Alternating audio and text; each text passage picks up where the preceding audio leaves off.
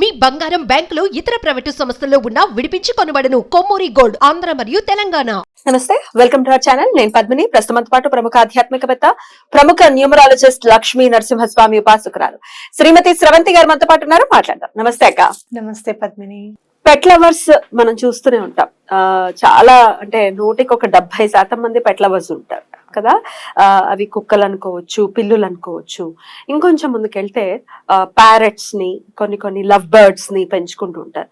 అసలు చూడటానికి మాత్రం చాలా ఆహ్లాదకరంగా ఉంటుంది. ఒక్కొక్కళ్ళ ఇంట్లో పెద్ద పెద్ద కేజెస్ ఉండి ఒక సెట్ ఆఫ్ ప్యారెట్స్ ఉంటాయి కదా, ఒక 10 or 12 pairs ఉంటాయి. అసలు అవి అరుస్తూ అసలు భలే, ఇట్స్ బ్యూటిఫుల్. కానీ మన పెద్దవాళ్ళు ఖచ్చితంగా మనకి చెప్తున్నారు, ఎటువంటి పరిస్థితుల్లో చిలకని పెంచొద్దు. రామదాస్ గారి కథని చెప్తూ చిలకని పెంచితే మనం డెఫినెట్ గా కృష్ణుడి జన్మస్థానానికి వెళ్లాల్సిన పరిస్థితి ఉంటుంది. సో ఆబ్వియస్ గా దాని జోలికి వెళ్ళదు. ఆల్రెడీ పెంచుకునే వాళ్ళు కానీ, లేకపోతే అసలు ఈ పెంచుకుంటూ దాన్ని విముక్తికి మనం పాత్రలు అవ్వాలి అని అంటే ఏం చేయాలి, అసలు పెంచుకుంటే ఏమవుతుంది, దీనికి ఏమైనా స్పిరిచువల్ సిగ్నిఫికెన్స్ ఏమైనా ఉందా? ఒకసారి మీ ద్వారా. అయితే ప్యారెట్ ని మనము పెంచుకోకూడదు అంటే, రామచిలుకని ఇంటిలో దాన్ని బంధించి ఉంచకూడదు అనేది ఖచ్చితంగా మనం నమ్మాలి. అది చిలకకైనా వేరే ఏ బర్డ్స్ కైనా వర్తిస్తుందా? ఏ జీవికైనా వర్తిస్తుంది. ఎందుకు అని అంటే గనక దాని స్వేచ్ఛని మనం హరిస్తున్నాం కాబట్టి మన స్వేచ్ఛని కూడా హరిస్తుంది.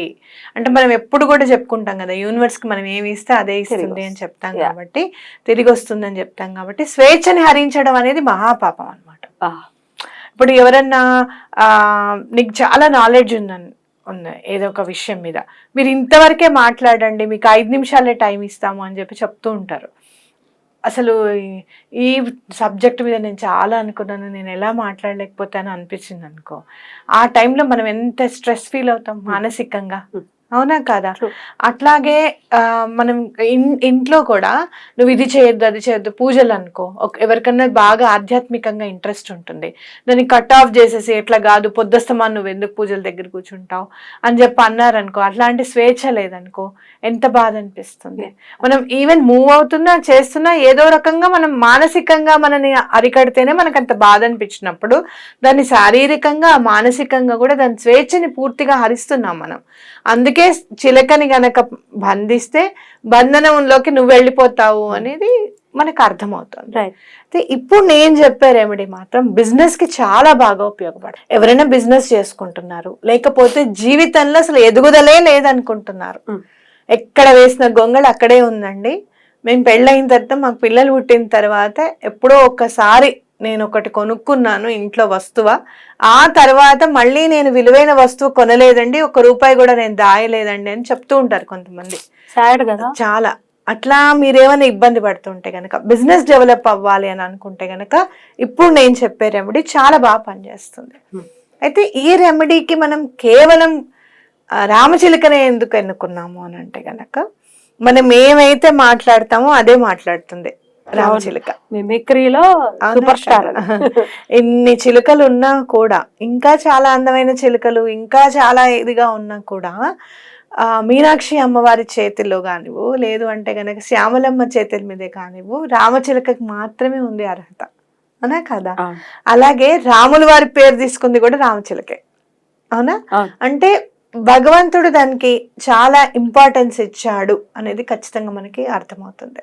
అలాగే మనం ఏదైనా కావాలి అని అంటే, ఇది చెప్పు అంటే అది చెప్పంగానే మనం ఏమనుకుంటాం, చాలా హ్యాపీగా ఫీల్ అవుతాం. శ్రీరామ అంటే అది కూడా శ్రీరామ అని చిలక పలుకులు అంటారు చూడు, పలుకులు కూడా చిలక మాట్లాడుతున్నారు. శ్రీరామ అంటే శ్రీరామ అంటుంది, ఏది నేర్పిస్తే అది అంటుంది. అప్పుడు ఎంత జాయ్ వస్తుంది, ఎంత ఆనందపడిపోతాం మనము. మనం అన్నమాట అంది అని చెప్పి చాలా హ్యాపీగా ఫీల్ అవుతాం కదా. కాబట్టి అలా రామచిలుక ఏంటంటే ఆనందానికి ప్రతీక, మన సంతోషానికి ప్రతీక. అలాగే మనం ఏం చెప్తే అది అంటుంది కదా, మనం దేనికోసం అయితే దాన్ని పంపిస్తామో ఆ పని అయ్యేటట్టుగా చేస్తుంది అనమాట.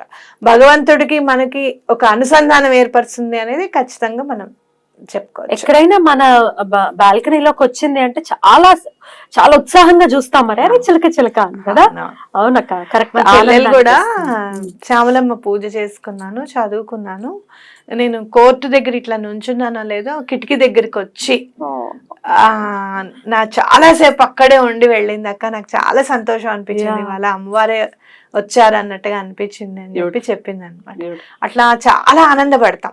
ఆ ఆనందానికి ప్రతీక చిలక. కాబట్టి మీరు ఏం చేస్తారు అని అంటే, చిలకలు అమ్ముతారు కదా బయట, మీరు వెళ్ళి అతనికి చెప్పండి, బాగా ఎగిరేగలిగే చిలక కావాలి మాకు, ఏవైతే ఇట్లా రెక్కలు అవి కట్ చేయనివి, కట్ చేసి ఉంటాయి, కట్ చేసి ఉంటాయి, కట్ చేయనివి కావాలి అంటే అతను ఒక 2 రోజుల ముందు రండనో చెప్తాడు మీకు.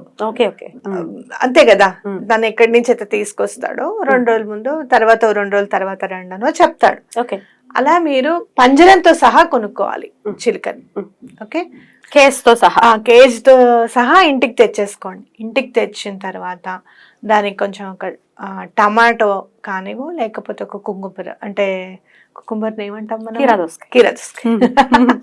కీరదోసకాయ టమాటా కానీ, దాంట్లో మాత్రం టమాటా కీరదోసకాయ అని రాశారు, నేను రెమెడీ చదివిన దాంట్లో. మీరు అది పెట్టండి, ఇష్టంగా తింటుంది అది ఖచ్చితంగా.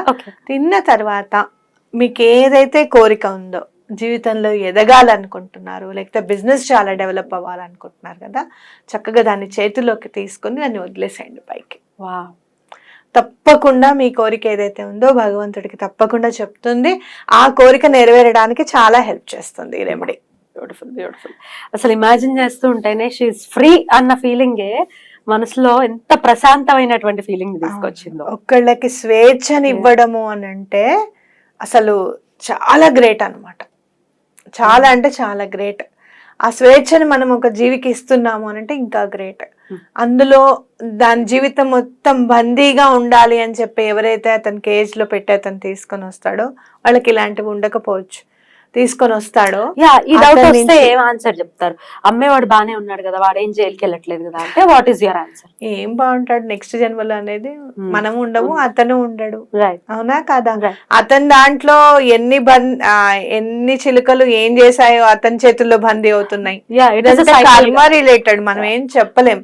వాళ్ళు తప్పు చేస్తున్నారండి, వాళ్ళు చాలా బాగున్నారు అనుకోవడం పొరపాటు పద్మిని. ఎందుకంటే వాళ్ళు క్రితం జన్మలు ఏం పుణ్యం చేశారో దాన్ని మాత్రం అనుభవిస్తున్నారు.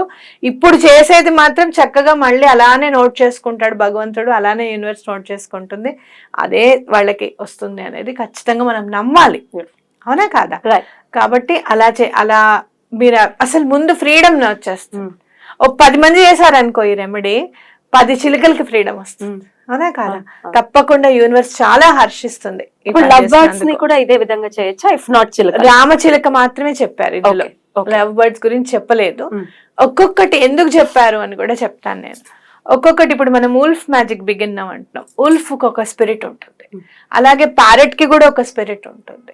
అవునా కదా? ఇప్పుడు మనిషికి మాత్రమే జ్ఞానాన్ని ఇచ్చాడు భగవంతుడు అని మనం చెప్పుకుంటుంటాం ఇప్పుడు చాలా గ్రేట్ గా. అవునా కదా? కానీ వాటికి కూడా ఏమి ఇచ్చాడు అనేది మనకు తెలియదు అక్కడ. అవునా?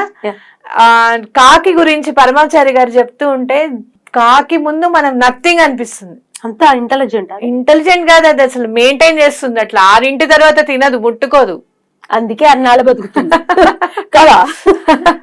సూర్యాస్తమయం అవుతోంది అని అంటే అసలు ఇక ముట్టుకోదు, భోజనమే ముట్టుకోదు అనమాట. అందుకే కాకి పితృపక్షాలకి అంత ఇంపార్టెన్స్ ఉంది. అవునా? స్నానం చేస్తుందిట కొన్ని కాకామాయి ఈ మాసాల్లో ఖచ్చితంగా అది స్నానం చేస్తుందిట. అదే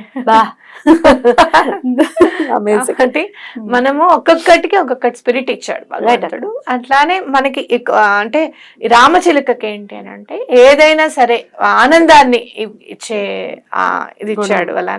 అలాగే ఇంకోటి ఏంటంటే మనం ఏదైతే అనుకుంటున్నామో అది తప్పకుండా మనకు అందేటట్టుగా చూసేది కూడా ఇచ్చాడు అనమాట.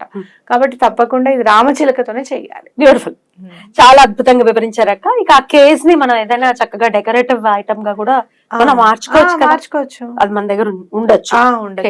లేదు అని అంటే అది ఎక్కడన్నా గుళ్ళోనో ఎక్కడో పెట్టేసేయండి. చిలకనే వదిలేశారు కాబట్టి తెచ్చుకునేటప్పుడు కేజీ చాలా పల్చట్ గా ఉన్నది తెచ్చుకోండి. రేట్ తక్కువది తెచ్చుకోండి. కేజ్ మాత్రం ఉండాలి. ఎందుకు అని అంటే మీరు దానికి టమాటా పెట్టేదాకా అది మీ దగ్గర ఉండాలి.